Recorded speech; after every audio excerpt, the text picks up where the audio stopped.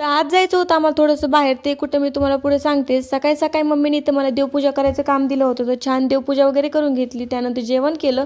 बाहेर इतकं कडक ऊन पडलं होतं, त्यामुळे आम्ही 5 वाजता जायचा प्लॅन केला आणि मम्मीला मी इथे इडल्या वगैरे काढून दिल्या.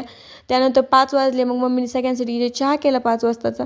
सगळ्यांनी सोबत बसून एकदम छान अशी गप्पा मारत चहा पिऊन घेतला. त्यानंतर आम्हाला आवरायचं पण होतं आणि मम्मीचा इथं स्वयंपाक चालू झाला, कारण की यायला थोडा लेट होणार होता. मग मी काय आवरायला घेतलं आणि छान अशी रेडी झाले. त्यानंतर आम्ही नाक्यावरती जाण्यासाठी म्हणजे की आमच्या जुन्या घरी जाण्यासाठी निघालो. तर छान असं जुन्या घरी येऊन आम्ही सगळ्यांना भेटलो वगैरे. सगळ्यात पहिले आम्ही काकाच्या घरी सगळे जाऊन बसलोत. काकाची तर थोड्या वेळ गप्पा वगैरे मारल्या आणि शिवचे बघितलं पैसे कसे आहेत. त्यानंतर आम्ही आमच्या पण घरी गेलो. थोड्या वेळ घरी पण बसलो आणि इथं आल्यावर ना बाहेरच जाऊ वाटत नाही. नुसतं घरात इकडून तिकडे हिंडत होतो आम्ही. मम्मीचं चाललं होतं हे ते घ्यायचं काम. जुन्या घरी ना आमचे स्वेटर वगैरे होते. तर मम्मी तेच घेत होती आणि आजी मी नुसतं बघत होते. त्यानंतर घरी आलो.